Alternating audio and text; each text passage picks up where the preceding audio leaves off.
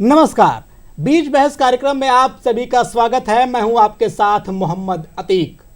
देश के पूर्व प्रधानमंत्री स्वर्गीय चौधरी चरण सिंह जी ने कहा था कि देश की समृद्धि का रास्ता गांवों के खेतों एवं खलिहानों से होकर गुजरता है।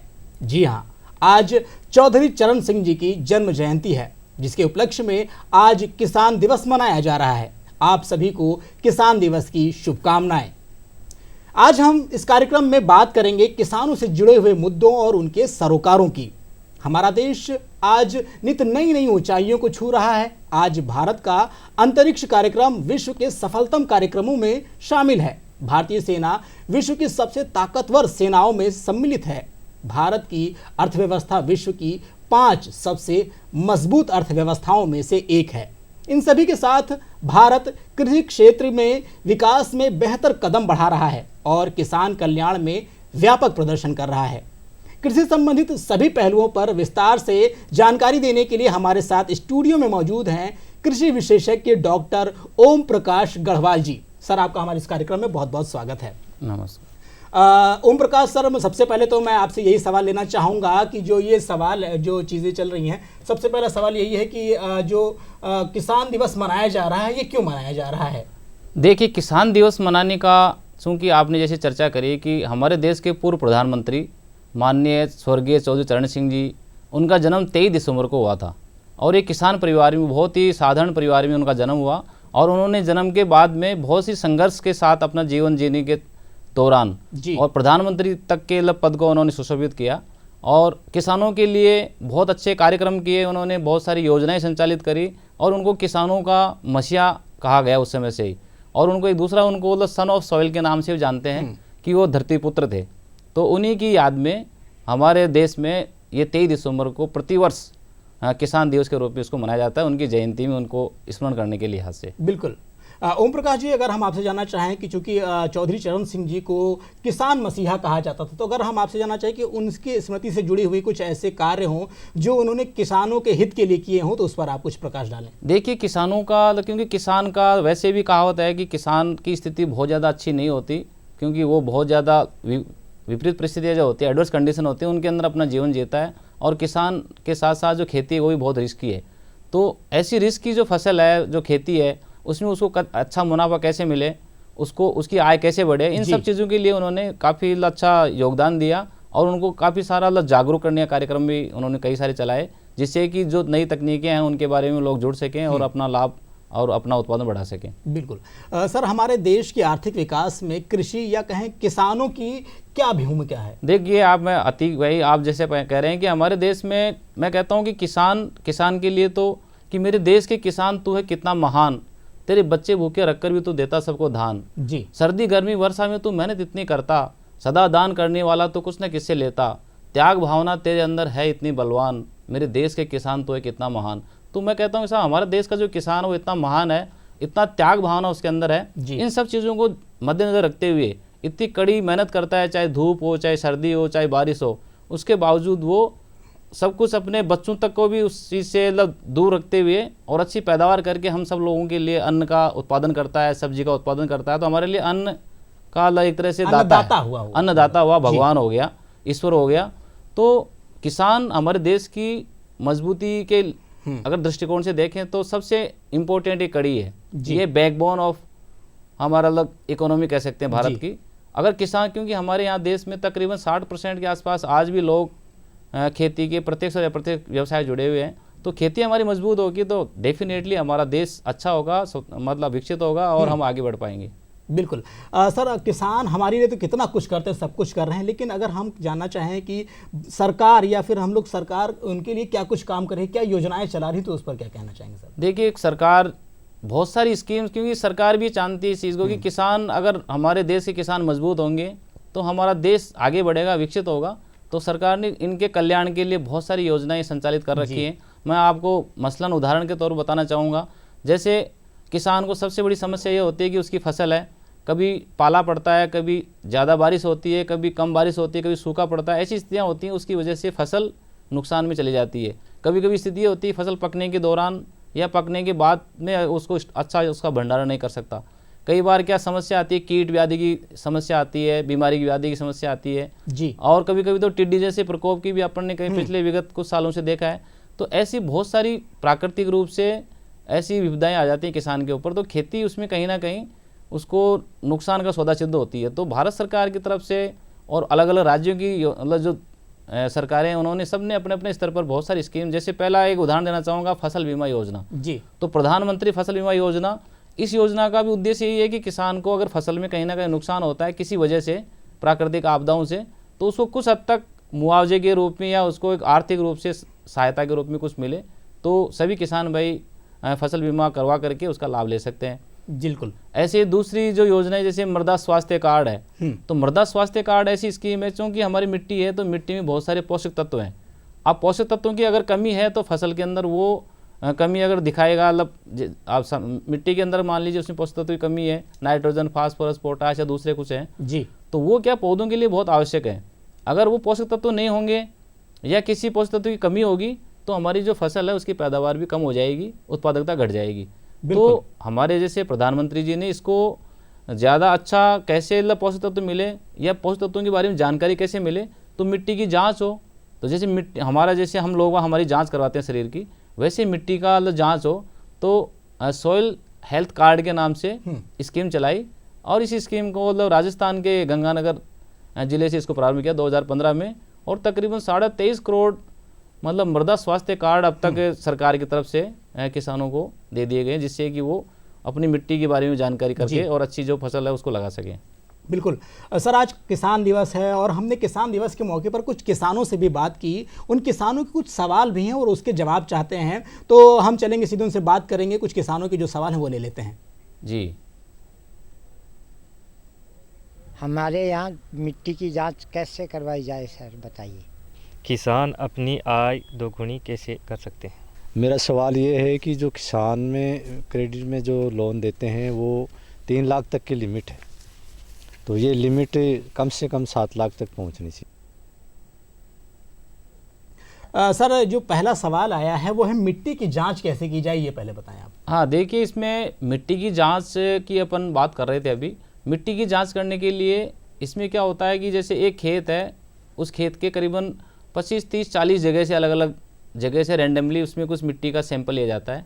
और अगर जांच 2 प्रकार से कर सकते हैं, अगर आपको मतलब फलदार पौधे लगाने हैं, बगीचा लगाना है, तो उसको क्या है कि 3-4 गहराई स्टेटा जो मिट्टी के हैं उसको गहराई से उसकी जांच करते हैं।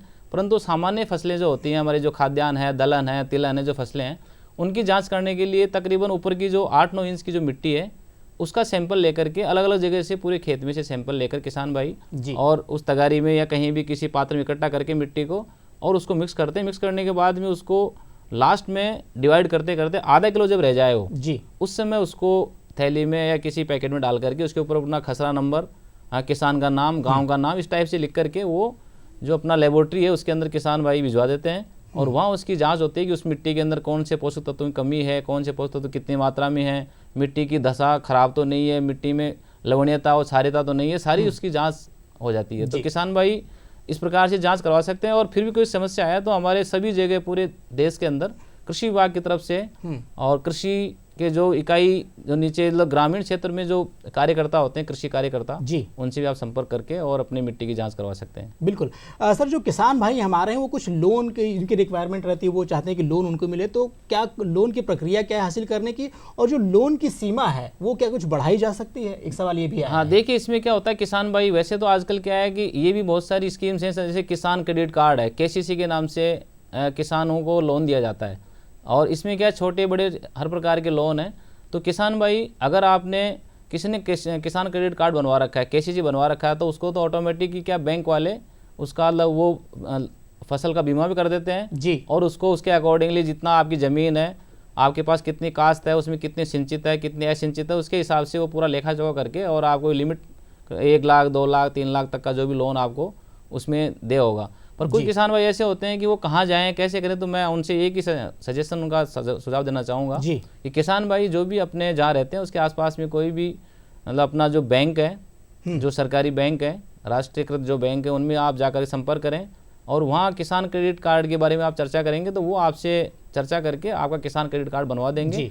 तो वो आपको सीजन के हिसाब से लोन जितनी आपकी रिक्वायरमेंट होगी, जितनी आपकी ज़मीन उसके बेसिस पर आपको देंगे। सर एक सवाल है कि किसान अपनी आय दोगुनी कैसे करें, एक सवाल ये भी हमारे पास आया हुआ है। देखिए ये चूँकि ये पहले से भी था और भारत सरकार ने भी इसको मतलब पहले से अपना एक लक्ष्य रखा था कि भारत में किसानों की आय बढ़े, आय उनकी दुगनी हो या दुगनी हो 3 गुनी हो, तो उससे क्या होगा कि हमारे देश की मजबूती बढ़ेगी। तो उसके लिए कुछ ऐसे आयाम हैं, कुछ ऐसी टेक्निक्स हैं जिनको अगर किसान भाई अपनाएं तो उससे उनकी आय में इजाफा हो सकता है। जैसे मैं आपको कहूँगा जैसे आजकल जिसको हाईटेक हॉर्टिकल्चर है, बागवानी की अगर बात करते हैं कि शहरों के आसपास में या गाँव में भी जो बेमौसम की फसल है, कभी कभी क्या होता है कि जैसे आप सपोज करिए आपने कोई खीरे की फसल लगाई, आपने कोई गुलाब का फूल तैयार कर लिया जी, या आपने कोई दूसरी फसल शिमला मिर्च लगा ली, तो उससे क्या होगा कि वो रूटीन का सीज़न है, उसमें तो क्या होता है लाभ कम मिलता है बाजार का। परंतु अगर ऑफ सीज़न में आप उसको लेते हैं अपन, तो उसका लाभ उसको उसका मुनाफा ज़्यादा मिलता है। तो किसान भाई जैसे हाईटेक हॉर्टिकल्चर के अंदर जो पॉली हाउस और शेडनेट हाउस का जो कल्चर है, अभी जो सिस्टम आया, नया कंसेप्ट आया है, उसके थ्रू जा करके भी और खेती अच्छी करके लाभ कमा सकते हैं। ऐसे ही मैकेनाइज सिस्टम एक और दूसरा आ गया कि चूँकि जोत छोटी होती जा रही है, खेती में कई सारी समस्याएं थी, तो आजकल क्या है कि जो लेटेस्ट नवाचार हैं या नई जो तकनीकें हैं उनका अगर समावेश करता है किसान भाई और अच्छे बीज का और आदानों की व्यवस्था अगर वो कर लेता है, समय से पहले कर लेता है। ऐसे ही वेदर फोरकास्टिंग का भी सिस्टम बड़ा अच्छा हो गया, पहले इतना नहीं था। चूँकि आपको बताएं कि पहले हमारा जब देश आज़ाद हुआ उस समय हमारे देश की जो आबादी थी वो 1947 में तकरीबन 34-35 करोड़ के आसपास थी जी। और उस समय हमारा जो फूड ग्रेन का प्रोडक्शन था भारत में वो तकरीबन 51 मिलियन टन था। अब आप देखिए कि उसमें आज हमारा जो प्रोडक्शन है उस समय हमारे पास खाने की स्थिति भी कमज़ोर पड़ती है। किसानों के लिए, बाकी आम आदमी के लिए खाना भी पूरा नसीब नहीं होता था। परंतु आप देखिए आज हमारे पास 330 मिलियन टन का प्रोडक्शन है, जो हमारा कंजप्शन जो जितना खाद्यान्न की रिक्वायरमेंट है हमारे देश में, हम कहीं उससे बेहतर और उसका कहीं ज्यादा बिल्कुल उत्पाद उसको कर रहे पूरा हैं। करके बिल्कुल उसको हम सर, बाहर भी भेज रहे बिल्कुल हैं। बहुत सही बात बताई आपने। और कई सारे हमारे और भी जो किसान हमसे जुड़ चुके हैं उनके भी कुछ सवाल हैं, चल के ले लेते हैं। जी जी सर, हम आज जानना चाहते हैं कि हमें फसल बीमा कब, कैसे और कहाँ करवाना चाहिए और इसके क्या नियम है जिससे कि हमें पर्याप्त राशि समय पर हमें जो नुकसान हो उसके लिए मिल सके, इसके लिए क्या प्रावधान रहेंगे? इस किसान पूर्ण कार्यक्रम में मेरा प्रश्न ये है कि क्या किसानों के लिए शुष्क कृषि वानिकी तकनीक में इस टेक्निक का उपयोग कर सकते हैं और करें तो किस तरह से किया जा सकता है, किस तरह से इसको बढ़ा सकते हैं?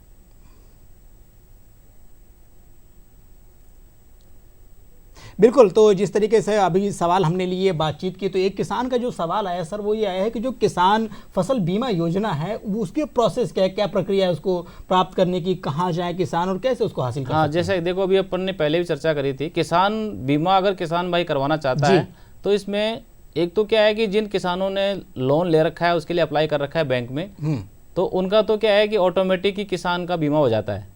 परंतु कुछ किसान भाई ऐसे होते हैं जो लोन वगैरह नहीं लेते और वो बीमा करवाना चाहते हैं, तो वो क्या है कि बहुत सारी जैसे कंपनियां हैं जो प्राइवेट सेक्टर, उसको क्या गवर्नमेंट ने ऑथराइज कर रखा है, तो आप उसमें सीधे प्रीमियम का राशि जमा करवा करके बीमा करवा सकते हैं। इसके लिए अगर रबी की फसल है तो जो जितना फसल का बीमा होगा जी, तो उसका 1.5% मतलब 1.5% प्रीमियम के रूप में किसान को जमा कराना पड़ेगा पहले जी। अगर खरीफ की फसल है तो उसमें 2% का बीमांश होगा।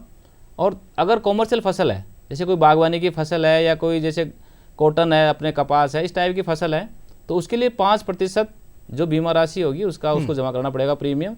और ये क्या है कि जब फसल की बुआई करता है किसान भाई, उससे पहले वो उसको बीमा करवाए, और ताकि अगर मान लो कोई घटित ऐसी स्थिति बन जाए कि फसल को नुकसान होता है, फसल खराब हो जाती है, तो उसको उस खराबे के हिसाब से उसको मुआवजा मिल जाए। जी सर, किसान क्रेडिट कार्ड क्या चीज़ है, उस पर थोड़ा सा किसान क्रेडिट कार्ड तो एक्चुअली क्या है कि किसान को आर्थिक रूप से, क्योंकि बहुत सारे किसान ऐसे हैं जिनकी आर्थिक स्थिति बहुत अच्छी नहीं होती, तो किसान क्रेडिट कार्ड एक ऐसी स्कीम है कि बैंक में जहाँ अपना ऑपरेशनल एरिया जहाँ भी किसान भाई रहते हैं उनके आसपास में जो भी कोई राष्ट्रीयकृत बैंक है, वहाँ जा करके किसान भाई अपनी ज़मीन के लिए जो दस्तावेज है उनको प्रोड्यूस करके, उनको बता करके अपना किसान क्रेडिट कार्ड बनवा सकता है। उसमें उसको क्या होगा कि बैंक क्या करेगा, उस ज़मीन के आधार पर उसके पास कितनी ज़मीन है, उसमें किस तरीके की ज़मीन है जी, उसके आधार पर उनका एक निर्धारण करके वो उसको फसल की बुआई से पहले कई बार क्या आदान की व्यवस्था करनी है। जैसे सपोज करो उसको बीज की जरूरत है, खाद उसको चाहिए, तो उनके लिए पैसा उसके पास नहीं होता,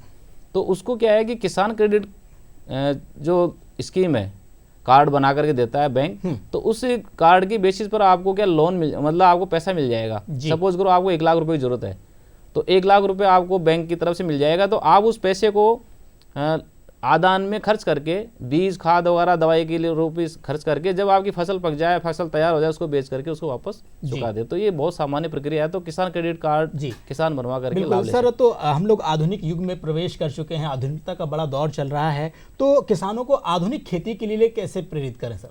देखिए, आधुनिक खेती की बात तो ये है कि जैसे जो बहुत ज़्यादा जागरूक किसान है जी, वो तो मैंने आपको कहा कि जैसे आजकल क्या है, ये जो संरक्षित खेती है जिसको अपन मतलब कंट्रोल्ड कंडीशन के हिसाब से खेती करने की बात करते हैं, तो उसमें काफ़ी सारे लोग हैं जैसे फूलों की खेती भी कर रहे हैं, सब्जियों में जैसे खीरा कर रहे हैं, या उसमें टमाटर की खेती करते हैं, या उसके अंदर दूसरी जो हमारी शिमला मिर्च होती है उसकी खेती कर रहे हैं। इवन कई सारे किसान तो क्या स्ट्रॉबेरी जैसे फल हैं उसकी भी खेती कर रहे हैं। तो एक तो क्या है, दूसरा क्या है कि वो सबसे बड़ा बेनिफिट उसका ये है कि ऑफ सीजन कल्टीवेशन अपन कर सकते हैं। जिस समय मौसम नहीं है, जिस फसल का मौसम है वैसा मौसम अपन ने आर्टिफिशियल बना दिया, जैसे पॉली हाउस जो अपन बात करते हैं, green house, shade net house बना करके, तो उसमें अपन क्या है कि मतलब बेमौसम की खेती करके उसमें जो लाभ मिलेगा अपने को, भाव अच्छा मिलेगा, तो वो वाली कर सकते हैं। दूसरा क्या, मैकेनाइजेशन का सिस्टम आजकल बहुत अच्छा है कि अगर मशीनरी का इस्तेमाल करते हुए किसान भाई खेती करते हैं, नई टेक्नोलॉजी से अच्छा बीज है जी, अच्छा हाइब्रिड जो बीज है। पहले आप देखिए जैसे हमारा हरित क्रांति जब नहीं आई थी देश में, उससे पहले हमारे यहाँ जो गेहूं है या चावल है या दूसरी जो फसलें, उनकी जो उत्पादकता थी, उत्पादकता मतलब एक इकाई में प्रति इकाई कितना उत्पादन जी, तो ये बहुत कम था बिल्कुल। पर जैसे हरित क्रांति आई तो एक नया अलग क्रांति आई, उसमें ऐसी ऐसी किस्में आई जो तकनीकी का ज्यादा इस्तेमाल तकनीकी की बात होने लगी। तो मैं उसी पे कहना चाहूंगा कि जो है अभी केंद्र सरकार ने एक योजना लॉन्च की है कि ड्रोन से जो फर्टिलाइजर है उसका छिड़काव किया जा रहा है, और तो हर जो है पंचायतों में चीजें जा रही हैं। तो इस पर देखिए, इसमें जैसे ड्रोन का कंसेप्ट अभी आया है, तो ड्रोन के कंसेप्ट से क्या होता है कि इसमें एक तो क्या है कि सबसे बड़ा प्लस पॉइंट क्या है कि जैसे स्प्रे करते हैं अपन कोई भी, चाहे किसी पेस्टिसाइड का स्प्रे करें चाहे किसी फर्टिलाइजर का करें, तो वो यूनिफॉर्म तरीके से फसल के ऊपर जाएगा, तब उसको ज़्यादा प्रभावी बनाएगा वो जी। अगर इंसेक्टिसाइड के लिए अपन ने इंसेक्टिसाइड का स्प्रे किया तो वो कीड़े को अच्छी तरीके से उसको करेगा।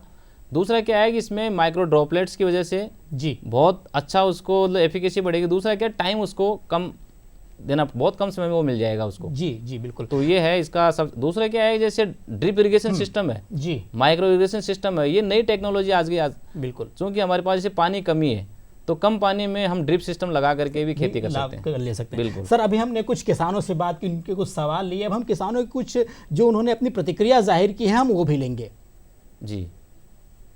की जो किसानों के लिए जो योजनाएं बनी है उससे हमें बहुत फ़ायदा हुआ है। चूरू जिला में केवल पहले बरसात पे ही हम लोग डिपेंड रहते थे, लेकिन जो भारत सरकार की योजना, प्रधानमंत्री जी ने जो अच्छी अच्छी योजनाएं चलाई है, इससे हमें बरसात पे ही नहीं, हमारे यहाँ जो सरकार की जो भी स्कीमें हैं उनसे भी फ़ायदा हो रहा है।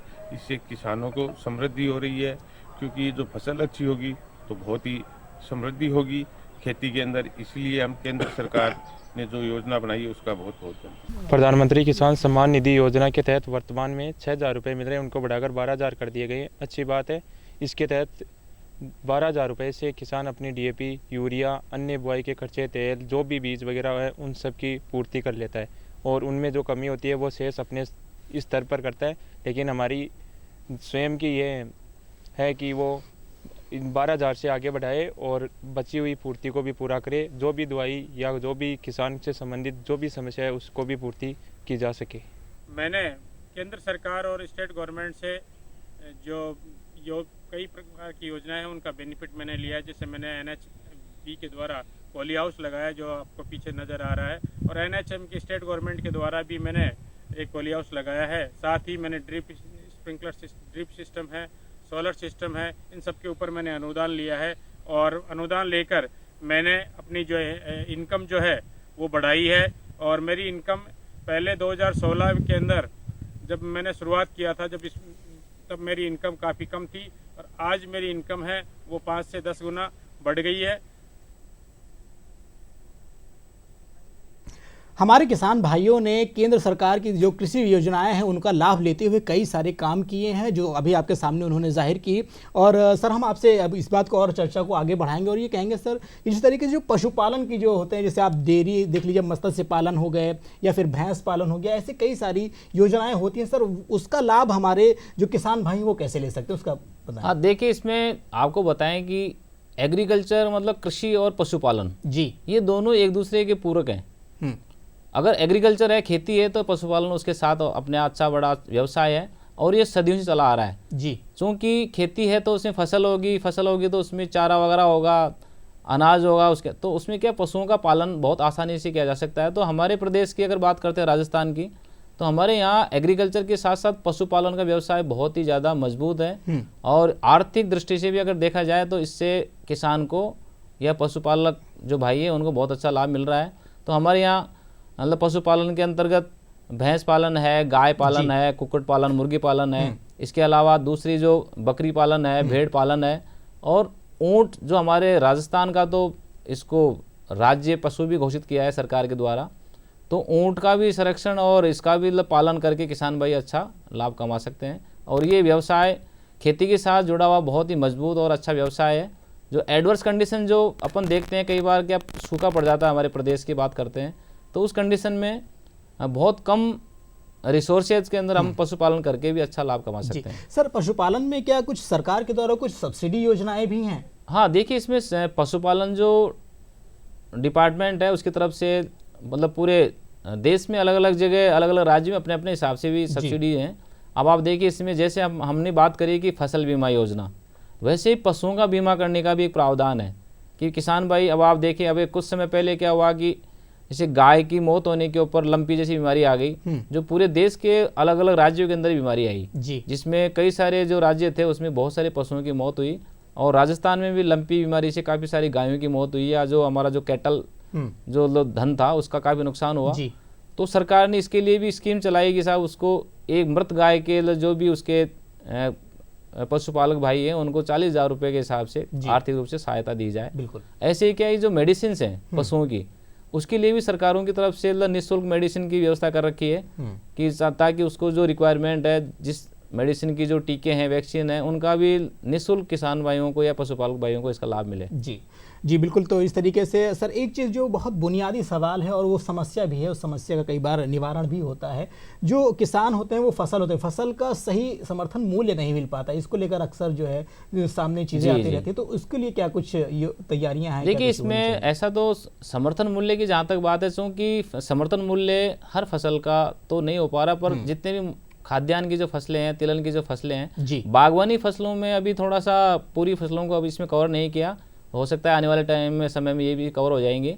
परंतु जो बाकी फसलें हैं, खाद्यान्न है, तिलहन है, दलहन है, इन फसलों का क्या है कि सीजन से पहले ही भारत सरकार की तरफ से इनका जो न्यूनतम समर्थन मूल्य है वो डिसाइड किया जाता है, निर्धारित किया जाता है, ताकि उसका भी बेनिफिट ये होता है कि किसान को कम से कम उस लाभ, उस मूल्य को तो किसान को मिलना ही है जी। जैसे आप अभी जैसे सपोज करिए आप अभी पिछला जो रबी सीजन चल रही है, तो रबी सीजन का जैसे अभी सोइंग चल रही है, गेहूं वगैरह की जो बुआई कर रखी है, तो इसका भारत सरकार की तरफ से ये डिसाइड हो गया ये न्यूनतम समर्थन मूल्य होगा कि साहब आपको 2300 रुपये क्विंटल के हिसाब से या 2200 रुपये क्विंटल के हिसाब से तो सरकार की तरफ से ये मूल्य होगा, ताकि किसान भाई को कम से कम ये एश्योरेंस हो जाए भाई हाँ मेरा जो फसल है उसको फसल का इतना दाम तो मुझे मिले। तो ये न्यूनतम समर्थन मूल्य की बहुत अच्छी स्कीम है और सरकार ने इसमें जो काम किया इसको थोड़ा और आगे बढ़ाएगी और इसको मजबूत अगर ढांचा देगी, क्योंकि इसमें कई बार समस्याएं ये आती हैं कि जितने जो पैरामीटर उसको कई बार किसान ले नहीं पाता है, कि मंडी में बेचना नहीं चाह पा, उसको क्या है कि उसकी मजबूरी है कि उसको लोकल जो बिचौलिया होते हैं वो ले जाते हैं, तो ऐसी स्थिति में कई बार उसको लाभ नहीं मिल पाता। परंतु सरकार की स्कीम है कि उसको न्यूनतम समर्थन मूल्य के ऊपर बेचे तो उसको अच्छा लाभ मिलता है बाजार के भाव से। बिल्कुल। सर किसानों की जो खेती की समस्याएं कई बार होती हैं, कई बार उनके कुछ सुझाव भी होते हैं, तो ऐसी स्थिति में उनको कहाँ जाना चाहिए हैं वो? देखो किसान भाइयों के लिए बहुत सारी समस्याएं, क्योंकि खेती में कई सारी नवाचार भी होते हैं, कई सारी समस्याएं भी आती हैं, कीट की समस्या है, व्याधि की समस्या है या और कोई दूसरी समस्या है। तो इसके लिए क्या है, किसान भाई एक तो सबसे मुख्य तो ये है कि जहाँ भी किसान भाई हैं तो हमारे पूरे देश में सभी जगह कृषि विभाग या कृषि विश्वविद्यालय के लोग हैं, उनके यहाँ जाकर के आप संपर्क कर सकते हैं। और चूंकि कभी कभी ऐसा होता है कि अगर मान लीजिए कोई आदमी, आजकल तो टेलीफोन हेल्पलाइन का सिस्टम भी है, इसके अलावा हमारे कॉल सेंटर्स हैं, किसान कॉल सेंटर्स हैं, तो ये निःशुल्क व्यवस्था है। तो किसान भाई किसान कॉल सेंटर में जाकर के भी या उसको मतलब अपनी समस्या बता करके समाधान पा सकता है। मैं आपको बताना चाहूँ किसान भाइयों के लिए कि किसान जो कॉल सेंटर वो टोल फ्री नंबर होता है, और टोल फ्री नंबर का मतलब संग आप चाहें तो नोट करें जी, 1800-180-1551।